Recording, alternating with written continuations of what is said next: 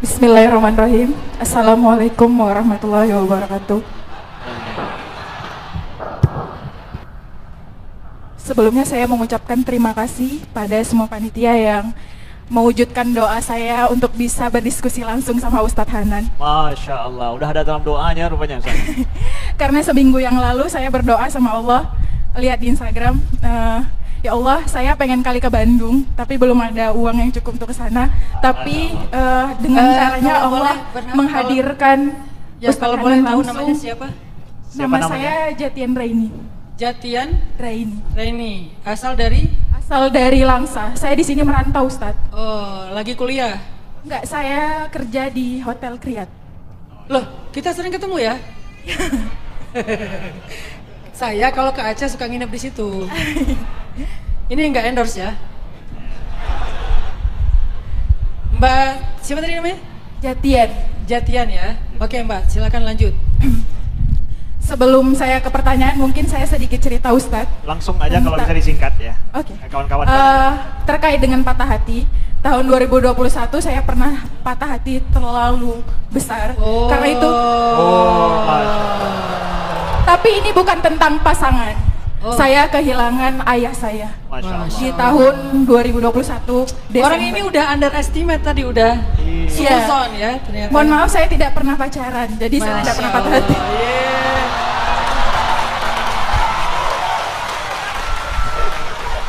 Ini yang di depan kenapa seketika langsung?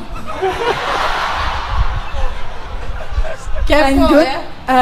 jadi Ya, 2021 itu saya berdoa sama Allah seperti yang dikatakan Ustadz bahwasannya ketika patah hati kita tidak harus berlarut-larut. Saya bilang sama Allah, oke ya Allah, nggak apa-apa, saya mau keluar dari kota ini untuk move on. Jadi Allah gerakan di tahun 2022 saya keterima kerja di Kriyat. Terus di tahun 2023 saya percaya tentang kalimat Allah mengambil sesuatu yang tidak engkau sangka kehilangannya, suatu saat engkau akan dibuat takjub akan kedatangannya. Di 2023 saya dilamar sama orang. Yang di depan langsung cemberut ya. Kecewa. Berubah semua wajahnya ya. Dan the power of doa itu saya dilamar di Masjid Oman. Masya Allah, luar biasa. Oh, di sini ada cerita ya Mbak Jatian ya. Salah satu dari pemuda yang ada di kajian Ustadz Hanan Ataqi hari ini. Mana ini orangnya? Mana? Bentar. Kenapa banyak yang ngerasa aku gitu? Aku? Ya. Bukan kalian. Maaf ya, emang kajian saya kayak gini, dibikin santai aja, nggak usah terlalu kaku ya kan? Iya. Lanjut Mbak Jatian. Maaf Ustadz, jadi buat semua orang baper. Jadi Enggak, mereka udah punya. Lanjut. Kenapa saya sangat cinta dengan Banda Aceh ini? Karena adalah salah satu ustadz di Oman. Mungkin beliau ada di sini, saya lupa namanya beliau siapa. Namun beliau berkata seperti ini, Jatian, kamu boleh pernah patah di kota kamu, tapi jadikanlah Banda Aceh ini atau Oman ini adalah rumah kedua kamu. Jadi setiap apapun yang saya sedih atau apapun, saya setiap malam Rabu selalu ikut kajian di Masjid Oman. Jadi entah kenapa Allah menggerakkan juga jodoh saya yang satu kantor dengan saya Ustadz, dia melamar saya di Oman. Dan tapi pertanyaan saya bukan itu Ustadz. Lain lagi. Pertanyaan. Bentar, saya jadi kepo nih. Jadi ngelamarnya di Oman, habis kajian. Soalnya banyak yang mau ngambil inspirasi.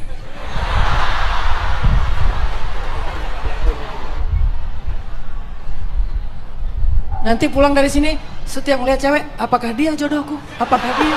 Apakah? Semua yang dilihat dikira calon ya. Di sini juga ada kajian Ustadz Amri. Nanti Mbak Jatian, kalau misalnya mau belajar akidah, iman, tauhid sama Dr. Amri. Lanjut, pertanyaannya apa Mbak? Oh ini ada yang sabotase ya. Ini sebentar.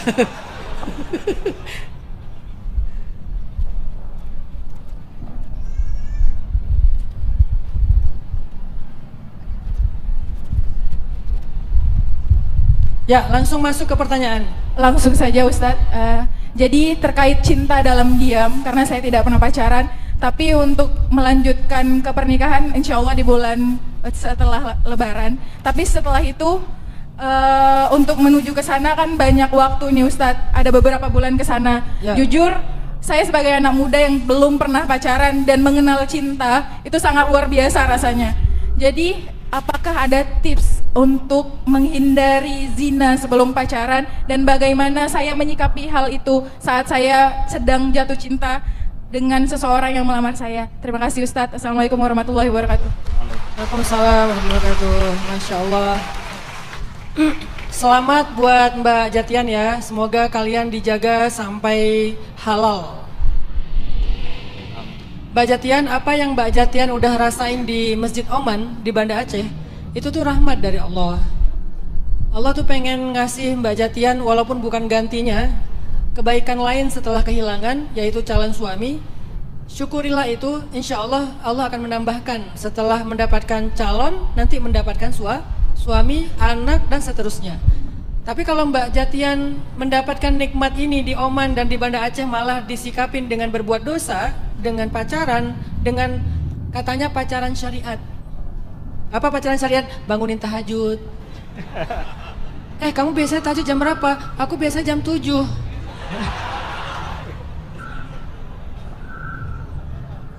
Udah syuruk ya.